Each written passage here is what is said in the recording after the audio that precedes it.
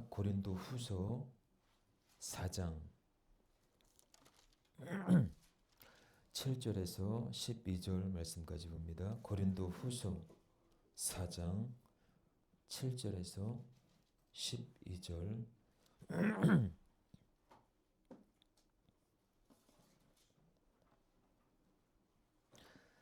자, 우리 찾으신 줄 알고 우리 한 목소리로 같이 합독하시겠습니다. 시작.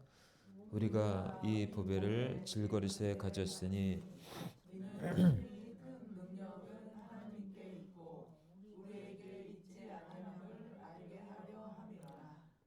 우리가 사방으로 우겨쌈을 당하여도 쌓이지 아니하며 답답한 일을 당하여도 낙심하지 아니하며 박해를 받아도 버림받지 아니하며 거꾸러뜨림을 당하여도 망하지 아니하고 우리가 항상 예수의 죽음을 몸에 짊어짐은 예수의 생명이 또한 우리 몸에 나타나게 하려 함이라. 우리 살아있는 자가 항상 예수를 위하여 죽음에 넘겨짐은 예수의 생명이 또한 우리 죽을 육체에 나타내게 하려 함이라. 그런즉 사망은 우리 안에서 역사하고 생명은 너희 안에서 역사하느니라. 아멘. 자, 우리 삶으로 살아나는 신앙이라는 제목으로 같이 은혜를 나누도록 하겠습니다. 여러분, 이 진짜 조개, 바닷가에 보면 조개가 있죠. 진짜 조개하고 가짜 조개하고 차이가 있습니다. 진짜 조개는요, 고통 속에서 진주를 만들어내요. 예, 고통 속에서 마치 우리의 신앙이 그런 것 같아요. 이렇게 예수 믿으면서 고통이 없다라고 하는 것, 고난이 없다라고 하는 것은 이건 심각한 문제입니다. 심각한 거예요.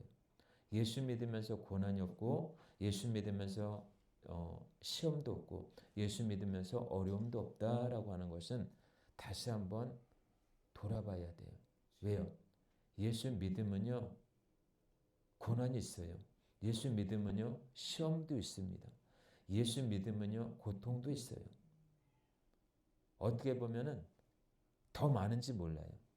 예. 더 많기 때문에, 그러기 때문에 우리가 그러면 그걸 당하지 않기 위해서 우리가 예수를 안 믿으면 되겠구나, 이것이 아니에요. 그럴수록에 우리가 더 주님 앞에 더 가까이 가야 될 줄로 믿습니다. 그래서 여러분들, 우리의 신앙은요, 때로 말로 증명내는 것이 아니라 삶으로 증명이 돼야 돼요. 그러니까 종종 우리는 이렇게 얘기합니다. 믿습니다. 신뢰합니다. 의지합니다. 그런데 우리의 인생 가운데 어떤 문제 때문에 인생이 흔들릴 때요, 몸이 때로는 지치고 힘들 때, 때로는 인간관계가 무너질 때, 그 누구도 나를 알아주지 않을 때 비로소 질문이 시작이 된다라는 거예요. 어떤 질문이 시작될까요? 그럼에도 나는 이 상황에서 하나님을 믿고 있는가? 이 신앙이 정말 말뿐인가? 아니면 정말 삶의 고백인가? 여러분, 우리는 질그릇입니다. 질그릇 같은 인생이에요. 여러분, 질그릇은 깨지기가 쉽습니다. 그래서 고린도후서 4장 오늘 본문에는요, 사도 바울의 승리 선언문이 아니에요. 믿음으로 성공했다는 간증도 찾아볼 수가 없습니다. 문제가 해결된 이후에는 감사 편지도 아니에요. 바울은 지금 다 잘 되고 있습니다라고 말하지도 않아요.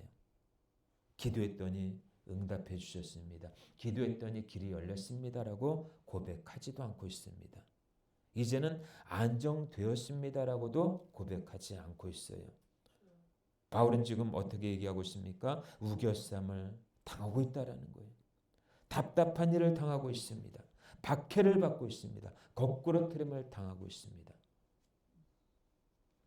지나간 고난이 아니라 지금 현재 계속되고 있다라는 거예요. 그래서 바울의 신앙 고백은요, 문제가 끝난 뒤에 정리한 보고서가 아니라 현장 보고서라는 거예요. 현장. 우리는 이 신앙을 잘 견뎌냈다라는 이야기로 이해하려고 합니다. 그러나 성경에서 말하는 신앙은요, 지금도 견디고 있다라는 거예요. 성경 전체 어디를 봐더라도요, 하나님은 언제나 문제가 다 끝난 사람보다 문제의 한가운데 서 있는 사람을 통해 하나님의 역사는 시작되고 있다는 것입니다. 여러분, 요셉이 국무총리가 될 줄 누가 알았습니까?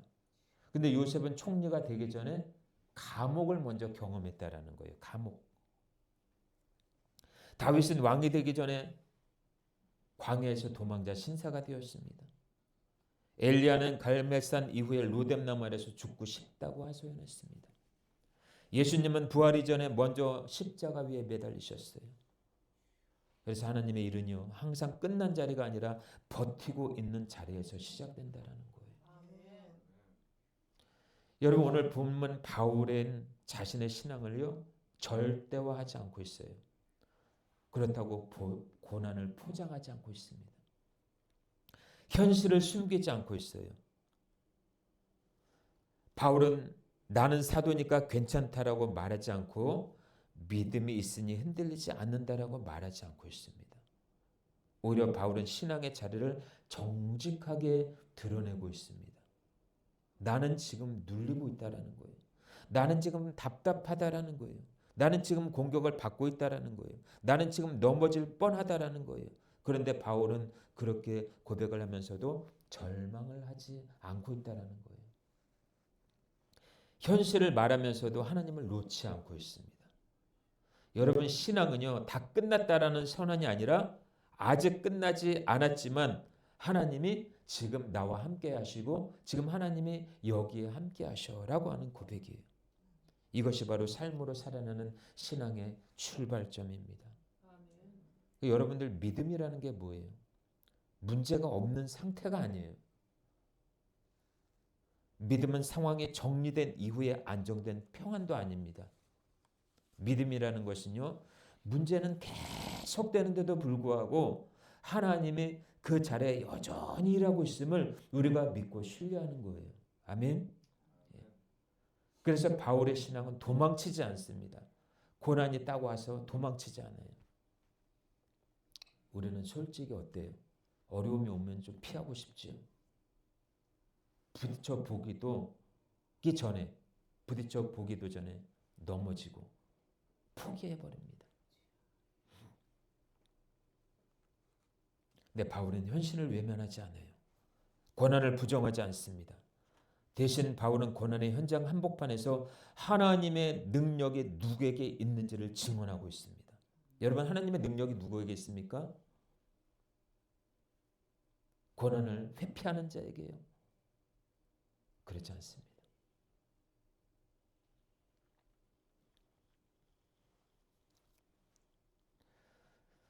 오늘도 해결되지 않은 문제 속에서 하나님을 붙들고 있다면, 오늘도 흔들리는 자리에서 하나님을 향해 있다면 그 자체가 살아있는 신앙인 줄로 믿습니다. 여러분, 삶으로 살아나는 신앙은요, 문제가 끝났다고 말하는 게 아니에요. 문제는 여전히 있어요. 산적해 있습니다. 그렇지만 예수님을 놓지 않는 거예요. 그리고 그 자리에서 오늘도 하나님께서 나를 통해서 일을 이루실 것입니다라고 하는 믿음의 고백입니다. 오늘 7절에 그렇게 고백하고 있죠. 보배를 질그릇에 가졌으니. 이 보배이신 예수님을 질그릇 같은 나의 인생을 모실 때 그것이 능력이 되는 줄로 믿습니다. 그래서 신앙의 출발은 연약함을 하나님 앞에 인정하고 가는 거예요. 포장할 필요 없이 하나님, 난 연약합니다. 나는 아무것도 할 수 없어요. 그냥 인정하고 가는 거예요. 인정하고. 그래서 바울은 고난의 현실을 말한 직후의 모든 상황을 이렇게 선포하고 있습니다. 우리가 이 보배를 질그릇에 가졌으니 이는 심히 큰 능력은 하나님께 있고 우리에게 있지 아니함을 알게 하려 함이라. 아멘. 자신의 정체성을 분명히 보여주고 있습니다. 여러분들의 정체성은 뭐예요? 여러분, 우리는 보배를 가진 사람입니다. 아멘이십니까? 예수라고 하는 보배를 가진 사람들이에요. 그러나 동시에 바울은 또 어떻게 얘기합니까? 그 보배를 담고 있는 그릇, 질그릇을 얘기해 주고 있습니다. 여러분들, 여기서 중요한 순서가 있습니다. 보배가 먼저가 아니라 질그릇이 먼저 등장한다는 거예요. 질그릇. 바울은 자신을 강한 사도로 소개하지 않고 있습니다. 내가 능력 있는 사도야 이렇게 얘기하고 있지 않아요. 그렇다고 해서 능력 있는 하나님의 종이야라고도 얘기하지 않아요. 먼저 자신을 깨지기 쉬운 그릇으로 얘기하고 있습니다. 질그릇으로 얘기하고 있어요. 여러분 처음부터 성경은 인간을 그렇게 소개하고 있죠. 창세기 2장 7절에 여호와 하나님이 흙으로 사람을 지으시고 그 코에 생기를 불어넣으시니 사람이 생명이 된지라. 아멘. 여러분 인간의 재료는 흙이에요. 흙은 연약합니다. 흙은 쉽게 부서져요. 흙은 스스로 지탱할 수 힘이 없어요. 그래서 인간은 원래 강하게 만들어진 존재가 아니라 누군가 의존하도록 만들어진 존재가 바로 인간이라는 거예요. 그런데 그 아무것도 아닌 흙 같은 존재인 인간에게 하나님이 생기를 불어넣으셨다라는 거예요. 그래서 사람이 생명이 되었어요. 그래서 여러분들 인간의 가치가 어디 있는지 아세요? 인간의 가치? 여러분의 가치가 어디 있는 것 같아요? 그릇의 재질에 있지 않아요. 그 안에 무엇이 담겨 있느냐에 따라서 나의 가치를 평가할 수가 있다는 거예요. 아멘. 여러분 안에는 하나님의 생명이 있습니다. 그래서 바울이 말하는 신앙은 바로 그거예요. 내가 강해서 버티는 삶이 아니라 하나님의 생명이 나를 붙들고 있다는 거예요. 바울은 자신의 연약함을 숨기지 않고 있습니다. 오히려 그것을 신앙의 출발점 모티브로 삼고 있어요. 그래서 고린도후서 12장 10절에는 이렇게 얘기합니다. 내가 약할 그때 곧 강함이라. 아멘. 이 말은요. 연약함을 미화하려는 것이 아니에요. 연약함을 핑계 삼겠다라는 말도 아니에요. 이 말의 진짜 의미는요. 내가 약하다는 사실을 인정하는 거예요. 그럴 때 하나님의 능력이 연약한 나를 통해 나타난다는 것입니다. 여러분 질그릇은 스스로 빛을 내질 않아요. 질그릇은 스스로 빛을 내질 않습니다.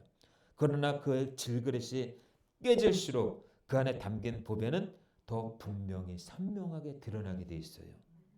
그래서 하나님은 일부러 연약한 우리를 선택하셔서 우리의 삶을 통해 우리를 깨트려 가기 시작하십니다. 깨트려 가기 시작해요.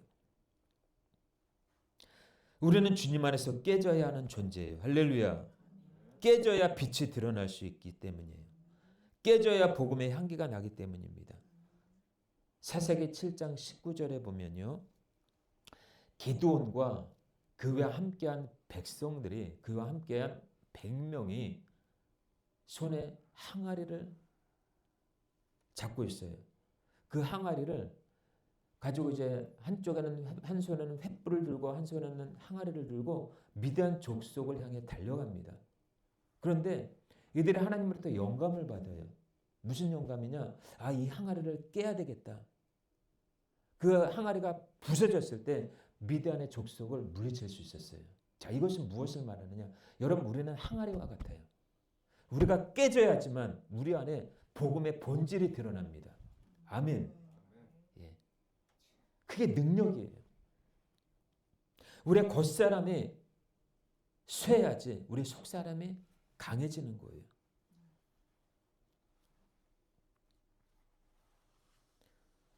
고린도전서 1장 27절은 이렇게 얘기합니다. 하나님께서 세상에 미련한 것들을 택하사 지혜 있는 자들을 부끄럽게 하려 하시고 세상에 약한 것들을 택하사 강한 것들을 부끄럽게 하려 하시며 라고 얘기하고 있습니다. 여러분 능력이 사람에게 있다고 착각하지 않기 위해서 때로는 하나님은 우리에게 가시도 주십니다. 마치 사도 바울의 가시가 있었죠. 예, 아마 안지르라는 병이 있었던 것 같아요. 3000층도 올라갔다 오고 바울처럼 신령한 은사와 신령한 능력을 체험한 사람은 없을 거예요. 그런데 하나님께서 자고하지 않게 하기 위하여 그에게 가시를 주었어요. 밤낮 주여 이 가시를 내게서 물쳐 주시옵소서라고 했더니 주의 음성이 들리기를 내 은혜가 내게 족하도다 이렇게 얘기합니다. 여러분 사람마다 가시가 있어요. 예. 연약함이 있어요. 그게 남겨두신 이유가 있어요. 너무 자고하지 않기 위해서. 너무 교만하지 않기 위해서. 여러분 신앙이 무너지는 순간은 내가 약할 때가 아니라 내가 강하다고 착각할 때라는 거예요.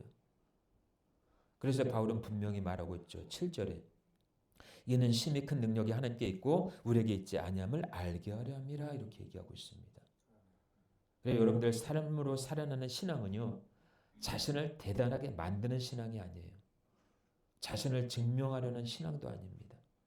삶으로 살아나는 신앙은 나는 질그릇이다라고 고백하면서도 그러나 내 안에 보배가 있다라고 고백하는 거예요. 할렐루야.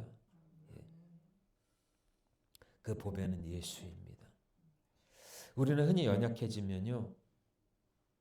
신앙이 무너졌다라고 생각할 때가 너무나 많습니다. 그러나 성경은 분명히 얘기합니다. 연약함은 신앙의 실패가 아니라 신앙의 통로가 될 수 있다고 얘기합니다. 오늘도 우리는요. 흔들릴 수 있습니다. 오늘도 우리는요. 부족할 수 있어요. 오늘도 우리는 쉽게 깨질 수도 있습니다. 그러나 그 자체가 끝이 아니라는 거예요. 어젠가 그제 그 부천 어디 그 철도에서 20대 남성이 그냥 투신 자세를 해가지고 차에 치여서 기차에 전철에 치여서 그냥 이렇게 뭐 어떤 사연인지는 모르겠지만 나름대로 뭐 고통스러운 사연이 있겠죠, 그렇죠? 그러니까 뭔가 그 청년에게는 실패했다라는 게 굉장히 큰 거예요. 내가 세상을 살아가면서 내가 뭔가 좀 없고 남들로부터 따돌림을 당하고 뭔가 자존심 상하는 일이 있으면은요, 금방 요즘에는요 생명을 그냥 하찮게 여겨요. 한순간의 생명을 마감하는 분들이 너무나 많아요. 자신의 가치를 모르기 때문에 그래요. 너무나 마음이 아픕니다.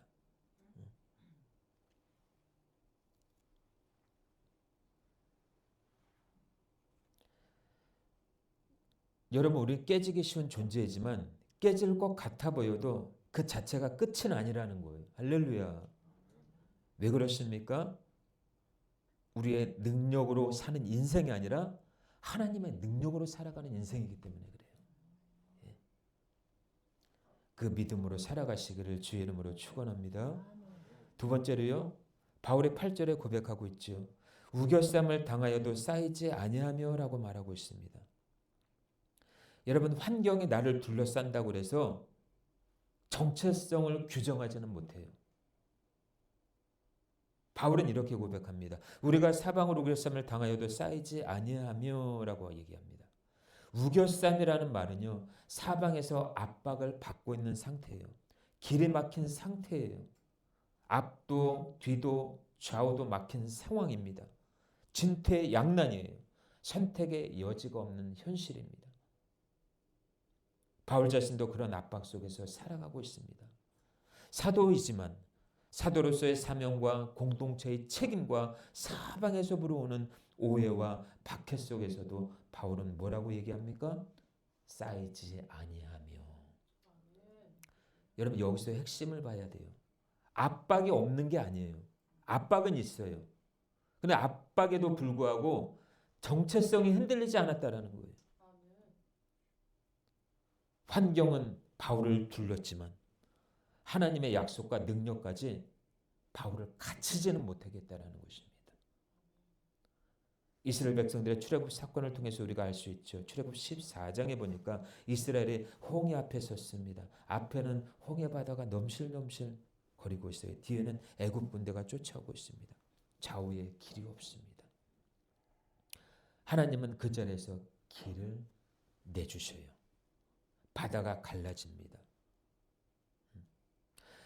길을 먼저 준비한 것이 아니라 이스라엘 백성들의 그 신앙 상태, 발걸음을 내딛는 순간 하나님의 길을 만드신 거예요. 자, 오늘도 우리의 삶도 마찬가지입니다. 우리가 서 있는 현실은요, 앞도 보이지 않아요. 뒤도 막힌 것 같아요. 좌우를 보더라도 어떻게 해야 될지 몰라요. 압박은 현실입니다. 불확심도 현실이에요. 미래에 대해서 아는 사람 누가 있겠어요? 그렇죠? 불확실해. 우리의 미래가 불확실하다 보니까 괜히 초조하고 불안해요. 내 미래가 어떻게 될까라고 하는. 근데 그 압박이 내 정체성을 결정하지는 않는다라는 거예요. 그거하고 정체성하고 틀려요. 그래서 시편 118편 5절에 다윗은 이렇게 고백하고 있습니다. 내가 고통 중에 여호와께 부르짖었더니 여호와께서 응답하시고 나를 넓은 곳에 세우셨도다. 아멘. 여러분, 문제는 사라지지 않을 수가 있습니다. 우리가 살아가면서 문제는 사라지지 않을 수가 있어요. 답이 보이지 않을 수도 있어요. 환경이 여전히 나를 둘러싸고 있을 수도 있어요. 그러나 하나님의 손길은 압박과 환경을 뛰어넘는다라는 거예요. 아멘. 하나님의 능력은 현실을 넘어서 나를 세운다라는 것입니다. 바울의 신앙이 여기서 드러나게 되어 있습니다. 환경보다 하나님의 시선을 바라보고 있다라는 거예요. 여러분, 환경이 크게 보입니까? 아니면 하나님이 크게 보이십니까? 문제가 크게 보이십니까? 하나님이 크게 보이십니까? 상황보다 하나님의 말씀을 더 신뢰하시길 바랍니다. 삶으로 살아나는 신앙은요, 문제가 사라진 후의 평안이 아니라 문제 한가운데서 하나님을 의지하는 능력이에요. 하나님을 의지하는 능력. 예. 오늘 우리도 압박을 받을 수 있습니다. 어려운 관계에 직면할 수도 있어요. 재정의 문제, 건강 문제, 여러 가지 인간관계 문제, 사회적 갈등 속에서 우겨쌈을 당할 수가 있다는 것입니다.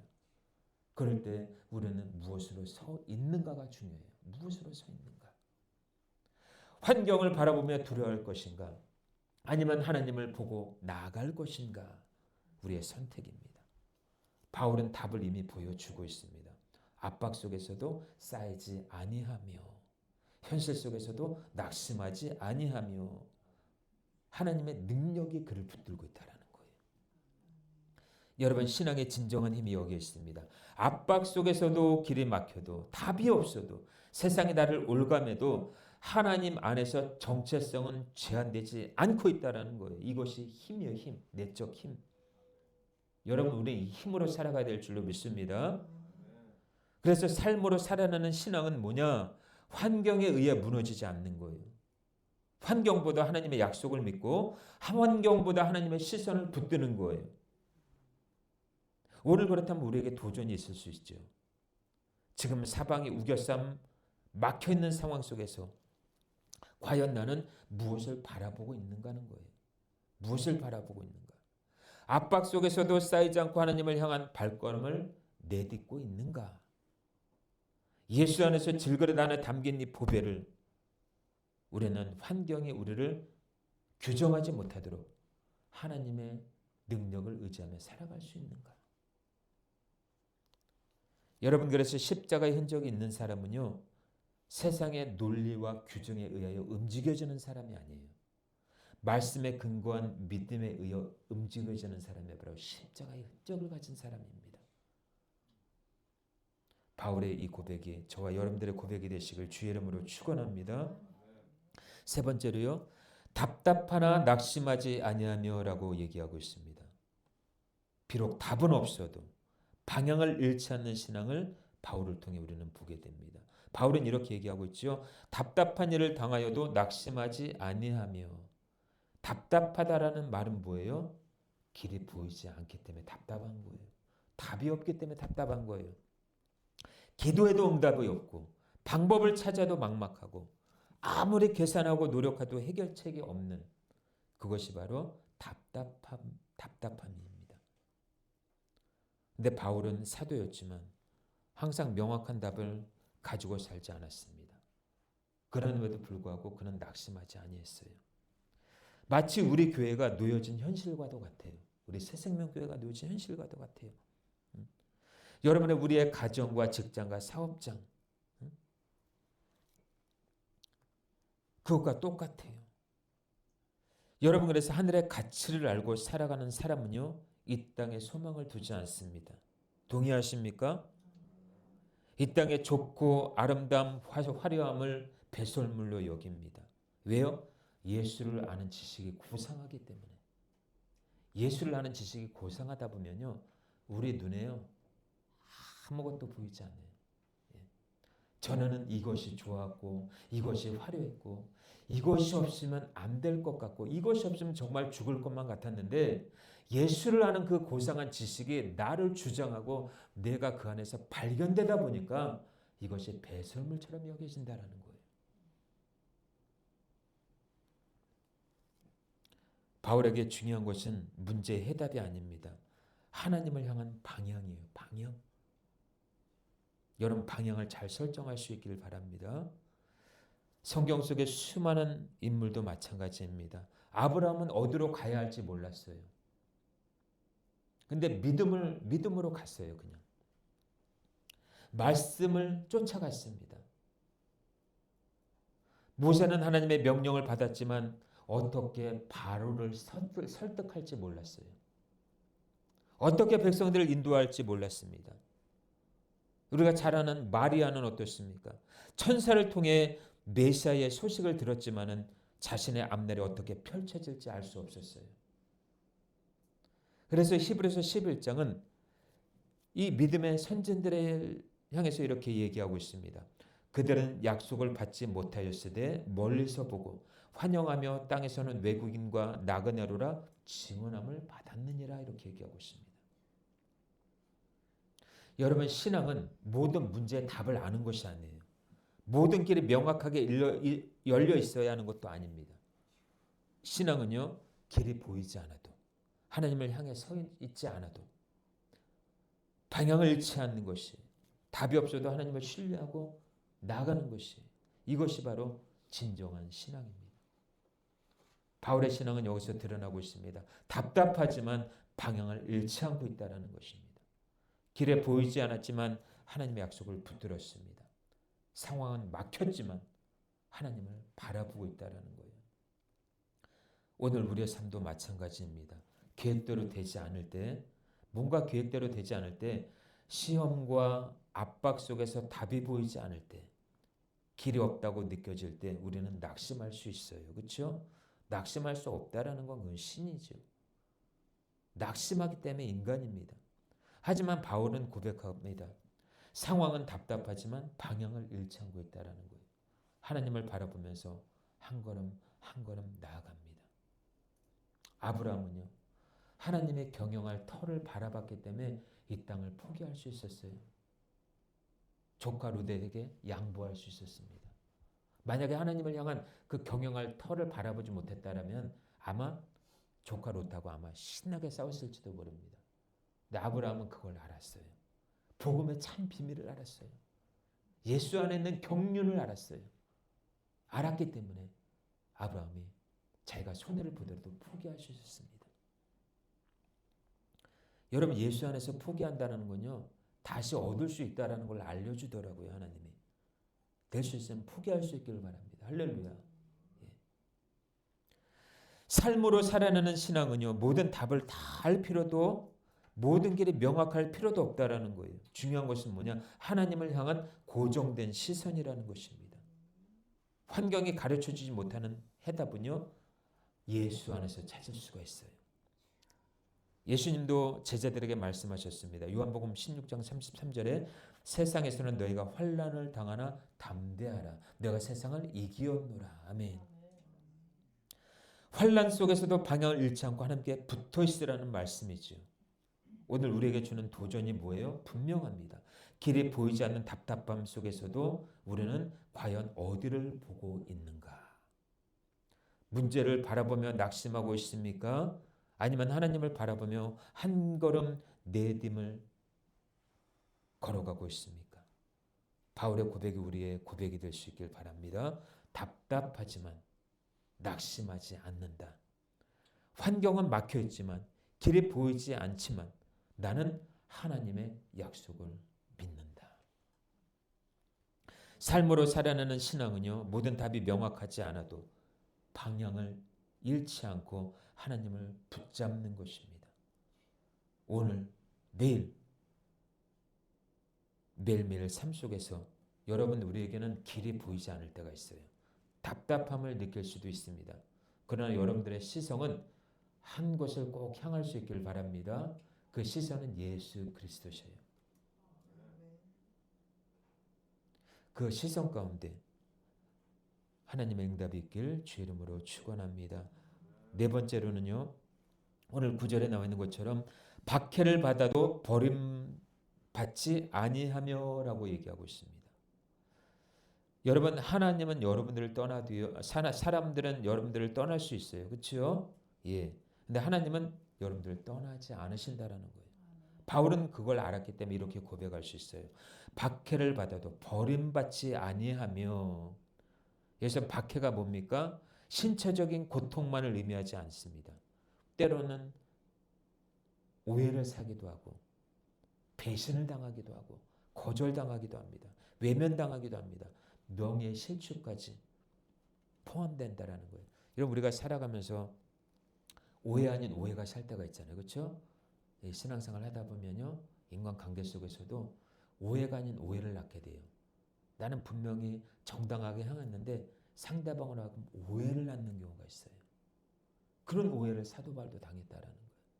사도 바울도 당했는데 우리야 뭐 두말할 나위겠죠. 그렇죠? 우리도 오해를 받을 수가 있어요. 저도 목회 생활 쭉 하면서 얼마나 오해를 많이 받았는지 몰라요. 하나님 앞에 정직하게 행했는데도 불구하고 오해를 받는 일들이 너무나 많았어요. 배신도 당해보고요.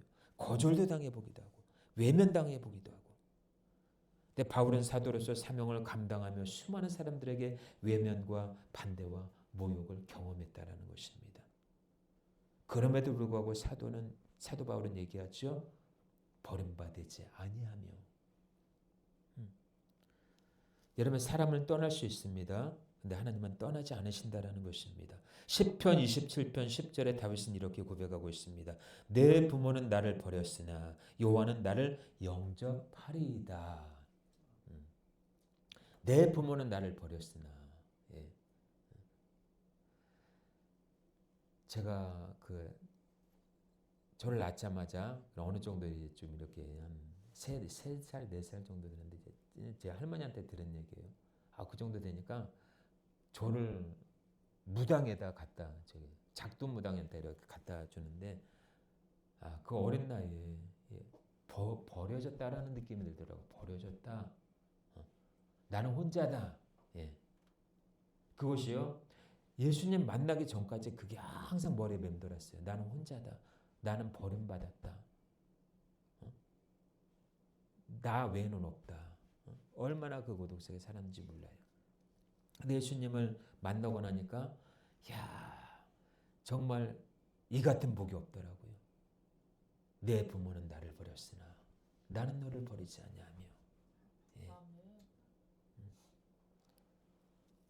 여러분, 예수님은 제자들이요, 예수님을 버릴 줄을 알았어요. 배신할 줄을 알았어요. 예수님도 그걸 알았어요. 그런데도 불구하고 그들의 발을 씻겨주셨습니다. 예수님은 제자들에게 외면을 받으시고 십자가에서 홀로 서셨지요. 그 순간에도 하나님은 아들을 버리지 않으셨습니다. 여러분, 그런 것 같아요. 삶으로 살아나는 신앙은요, 사람의 안정과 평가가 아니에요. 여러분, 사람들에게 안정과 평가를 받으려고 하지 마세요. 하나님의 시선 안에 머무르시길 축복합니다. 하나님의 시선 안에 머물면요, 자연히 사람들로부터 칭송받게 하나님이 하셔요. 오늘 우리의 삶에도 때로는 우리는 외로울 수가 있어요. 무시당할 수도 있습니다. 사람에게서 버림받는 순간을 경험할 수도 있습니다. 그러나 그것이 우리의 신앙을 결정짓는 기준은 아니라는 거예요. 바울은 이것을 몸으로 체험했습니다. 바울은 사람에게 수없이 버림받았지만 버림받지 않았다라고 고백하고 있습니다. 왜 그렇습니까? 하나님의 손에 붙들린 인생은요, 사람이 떠나간다고 해서 흔들리는 게 아니에요. 신앙은 관계의 실패를 넘어서 하나님 부르심 안에서의 지탱하는 힘입니다. 사람이 떠나도 하나님은 남아 계신다라는 거예요. 사람의 외면에도 하나님은 나를 붙들고 있다라는 거예요. 사람의 평가가 사라져도 하나님의 은혜와 능력은 사라지지 않는다라는 것입니다. 바울은 그것을 깨달았습니다. 사람은 떠날 수 있어도 나는 하나님 손 안에서 안전하다. 오늘 우리에게 이런 믿음의 고백이 있었으면 좋겠습니다. 관계가 깨지고 때로는 나를 믿고 따랐던 사람에게 외면당하고 직장에서 때로는 인정받지 못하는 순간에도요. 과연 나는 어디에 붙들려 있을 것인가? 삶으로 살아나는 신앙은 사람의 인정이 아니라 하나님으로부터 인정받는 거예요. 하나님의 시선 안에 머무르는 거예요. 이것은 단순한 위로가 아닙니다. 경험으로 증명된 살아있는 진리라는 것입니다. 여러분 오늘 하루 아니 내일 사람에게 버림받고 때로는 상처받더라도요. 하나님 안에서 스스로를 고백하시길 바랍니다. 나는 버림받지 않았다. 아멘. 예. 누가 나를 버리면 어때요? 누가 나를 안 만나준다고 하면 어때요? 주님은 나를 버리지 않았는데. 그렇죠? 예. 그런 고백이 여러분의 삶을 지탱하는 거예요. 그런 믿음으로 설 수 있기를 주의 이름으로 축원합니다. 다섯 번째로요. 9절에 나와 있는 것처럼 거꾸로 트림을 당하여도 망하지 아니하고 이렇게 얘기하고 있어요. 여러분 넘어진다라는 것은 끝이 아닙니다. 하나님의 손 안에서 다시 일어서는 거예요. 거꾸로 틈을 당하여도 망하지 아니하며 넘어진다는 것은 삶의 현실일 수 있습니다. 여러분 의인이라도 여러 번 넘어질 수 있어요. 그렇죠? 시험과 실패, 실수와 좌절. 그러니까 인간의 삶에는 필연적으로 이런 것들이 존재한다라는 거예요. 하지만 바울이 강조하는 것은 뭐예요? 넘어짐과 멸망은 다르다라는 것입니다. 잠언 24장 16절은 이렇게 얘기하고 있습니다. 의인은 7번 넘어질지라도 다시 일어나리라. 아멘. 여러분 베드로도 넘어졌습니다. 예수님을 3번 부인하셨어요. 그렇지만 베드로의 인생은 끝나지 않았습니다. 왜요? 예수님께서 찾아오셨기 때문에. 그는 예수님을 부인하고 떠났지만은 어떻게 보면 외면당한 그 예수님이 베드로를 다시 찾아오셨어요. 그래서 그에게 어떻게 했어요? 성령을 부어주셨어요. 미천하고 보잘것없는 인생이 예수님 만나고 나니까 능력 있는 주의 종으로 바뀌어졌어요. 베드로 그림자만 밟아도 귀신이 떠나가는 역사가 일어납니다. 예수님의 그를 위해서 얼마나 기도하셨을까요? 여러분 넘어지는 것을 부끄러워하지 마시길 주의 이름으로 축원합니다. 넘어질 수 있어요. 의인은 7번 넘어진다고 해도 다시 일어난다고 그랬잖아요.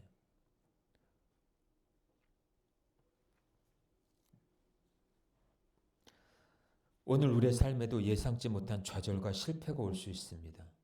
계획이 틀어질 수 있고요. 관계가 깨질 수가 있고요. 내가 꿈꿨던 그 꿈이 잠시 멈출 수도 있습니다. 중요한 것은 무엇이냐? 넘어진 상태에서 하나님을 붙들 것인가? 포기할 것인가? 바울은 오늘 10절에 이렇게 얘기하고 있습니다. 우리가 항상 예수의 죽음을 몸에 짊어지면 예수의 생명이 또한 죽을 우리 몸에 나타나게 하려 함이라. 넘어짐 속에서도 죽음과 같은 고난 속에서도 예수의 생명이 바울을 통해 나타난 것을 볼 수가 있습니다. 여러분 삶으로 나타내는 신앙, 삶으로 살아내는 신앙은 넘어지지 않는 신앙이 아니에요. 넘어집니다. 실패도 합니다. 실패가 있어도 망하지 않는 거예요. 오늘 우리에게 주는 교훈은 분명합니다. 넘어질 수 있지만 망하지 않는 거예요. 순간의 실패로 내 자신의 가치와 신앙을 판단하면 안 된다라는 거예요. 하나님 안에서 다시 일어나서 삶의 보배를 만끽하며 세상과 환경이 아닌 하나님의 손 안에서 나의 존재를 귀히 볼 수 있기를 바랍니다. 이미 저와 여러분들은 예수님의 핏값으로 산 존재예요. 우리가 우리를 봤을 때는 아주 미천하고 보잘것없는 존재이지만 주님의 핏값으로 저와 여러분들을 사셨기 때문에 주님이 바라보는 시각은 틀리다라는 거예요. 늘 제가 얘기하잖아요. 이 땅에 인구가 몇 억 정도 된다고 그러지 한 100억 정도, 100억 명? 좀 넘을 수도 있고 안 될 수도 있지만 근데 여러분들하고 똑같은 사람이 있을까요? 없어요. 얼마나 귀해요. 얼마나 귀해요. 여러분들을 위해서 세상을 창조하셨고 시장에 나가면 먹을 거리 다 주셨고 무엇이 부족합니까?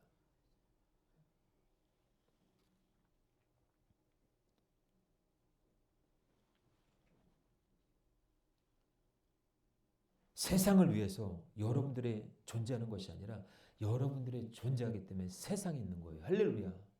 예. 차원이 틀린 거예요. 자, 마지막 6번째입니다. 자, 삶으로 살아내는 신앙은요, 따라서 합니다. 예수의 죽음을 짊어지는 삶. 아멘. 자, 이것은 오늘 본문의 10절, 11절에 나와 있는 것처럼, 자, 이것은 십자가가 신앙의 중심이고 삶으로 살아내는 신앙의 최종 목표입니다. 예수의 죽음을 짊어진다라는 거. 바울은 이렇게 고백하고 있죠. 오늘 본문에 우리가 항상 예수의 죽음을 몸에 짊어지면 예수의 생명이 또한 우리 몸에 나타나게 하려 합니다. 여기서 중요한 진리가 뭐예요? 신앙의 핵심은 편안함이 아니라는 거예요. 십자가라는 것입니다. 십자가. 여러분 누구나 십자가를 지기 싫어해요. 그런데 예수님은 나를 따라오려거든 자기를 부인하고 자기 십자가를 지고 나를 따르라 이렇게 얘기하고 있어요. 요즘에 많은 성도들, 요즘에 많은 그리스도인들이 십자가를 지기 싫어해요. 예수 믿고 복을 받고 싶은데 십자가를 지기 싫어해요. 십자가를 진다라는 것이 뭡니까? 살기 위해 버티는 고난이 아니라 죽기로 각오하는 순종이에요. 여기서 자기 십자가가 뭡니까? 십자가. 내 자아,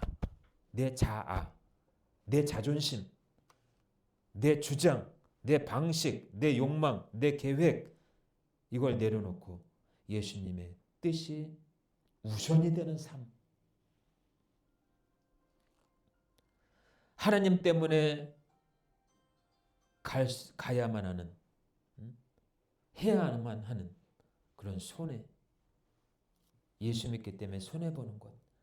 예수 믿기 때문에 오해받는 것. 예수 믿기 때문에 억울한 것. 예수 믿기 때문에 세상 방식과 타협하지 않는 것. 이것이 바로 십자가입니다. 여러분 십자가를 지면 질수록 죽는 것이 아니라 부활을 향해 나아가는 줄로 믿습니다. 여러분들에게 십자가가 있어요. 십자가를 기쁘게 질 수 있길 바랍니다. 아, 십자가가 싫어가 아니라 구레네 시몬처럼 십자가를 억지로 지우게 해요. 구레네 시몬이 억지로 십자가를 지우게 합니까? 병정들의 로마 예수님이 십자가를 지고 가는데 너 나와 억지로 지고 가게. 그것도 하나님의 인도하심이겠죠. 구레네 시몬이 억지로 십자가를 지고 갑니다. 이 지기 싫은 이 십자가. 이 십자가를 지고 가니까 이 구레네 시몬에게 어떤 복이 임했느냐? 가정이 복을 받아요.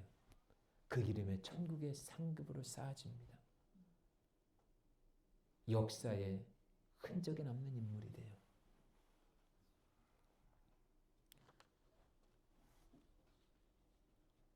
예수님의 길이 그랬습니다. 제자의 길도 그랬습니다. 바울은 고난과 압박과 답답함과 넘어짐을 경험했지만 그 모든 과정 속에서 십자가만을 붙들었습니다.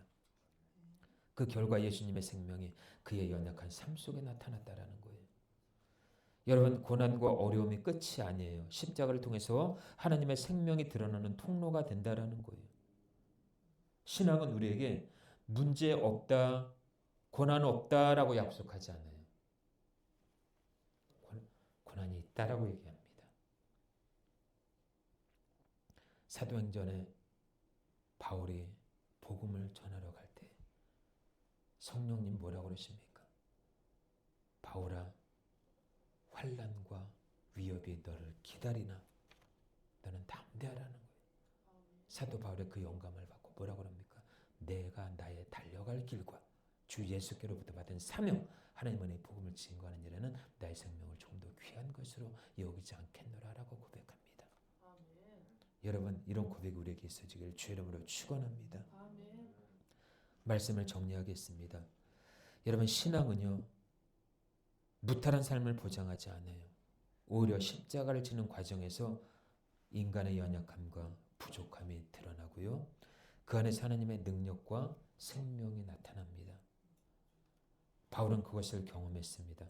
사방으로 우겨쌈을 당했지만 쌓이지 아니했습니다. 답답함을 당했지만 낙심하지 아니했어요. 폐악 박해를 받았지만 버림받지 않았습니다. 넘어졌지만 망하지 않았어요. 모든 순간 속에서 십자가를 지고 예수의 생명을 드러냈습니다.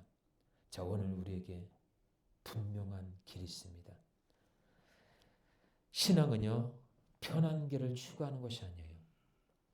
쉬운 길을 찾는 것보다 예수님을 따라 십자가를 지는 삶을 선택하는 거예요. 넘어지고 자빠지고 답답하고 압박하는 현실 속에서도 십자가를 지라, 십자가를 붙들라 성령님이 말씀하셔요. 십자가는 죽음이 먼저이고 그 다음이 생명입니다. 고난과 시련 속에서 예수님의 생명을 나타내는 삶이야말로 진정한 삶으로 살아내는 신앙인 줄로 믿습니다. 오늘 우리에게 필요한 것은요, 완벽한 믿음이 아니에요. 완벽한 상황이 아니에요. 완벽한 연출이 아니에요. 하나님의 손을 붙드는 거예요. 할렐루야. 바울의 고백을 그대로 우리의 삶으로 삼으시길 축복합니다. 하나님, 오늘도 내가 흔들렸습니다. 하나님, 오늘도 답답했습니다. 하나님, 오늘도 넘어질 뻔했습니다. 그러나 주님의 손에서는 내가 내려오지 않았습니다. 내가 십자가에서 내려오진 않았습니다. 십자가를 내려놓지 않았습니다. 십자가를 지셨습니다. 삶으로 살아내는 신앙은요, 결과를 보는 신앙이 아니에요. 현장을 살아가는 신앙입니다. 십자가를 지고 넘어지고 압박을 받지만 하나님의 생명을 나타내며 하루하루를 살아가는 신앙입니다. 잠언 4장 23절은 얘기합니다. 무릇 지킬 만한 것보다 동대의 마음을 지키라. 생명이 그러니 이에서 남이니라. 여러분, 우리의 마음을 지키고 십자가를 붙들고 하나님의 생명을 나타내며 살아가는 삶, 그것이 바로 삶으로 살아내는 신앙입니다. 그래서 삶으로 살아내는 신앙은 통과해야 될 것이 있어요. 십자가를 통과를 해야 돼요. 우리 예수 믿는 그리스도인들에게는 십자가 통과가 굉장한 중요한 숙제입니다. 이것이 어떻게 보면은 이걸 이수를 해야만 졸업을 하는 것과 같아요. 십자가를 통과할 수 있기를 주의 이름으로 축원합니다. 쓰라린 아픔이 있을 수 있어요. 고난을 통과하는 아픔이 있을 수도 있어요. 인간관계에서 겪는 그 시험과 아픔이 있을 수 있어요. 끊임없이 내 속에서 역사하는 나의 나됨, 겉사람, 이것을 계속해서 부인하고 죽이고 물리치고 그러면서 내 안에 예수의 그 생명이 드러나는 날마다 승리하시기를 주 예수 그리스도의 이름으로 축원합니다. 아멘. 우리 주신 말씀 붙잡고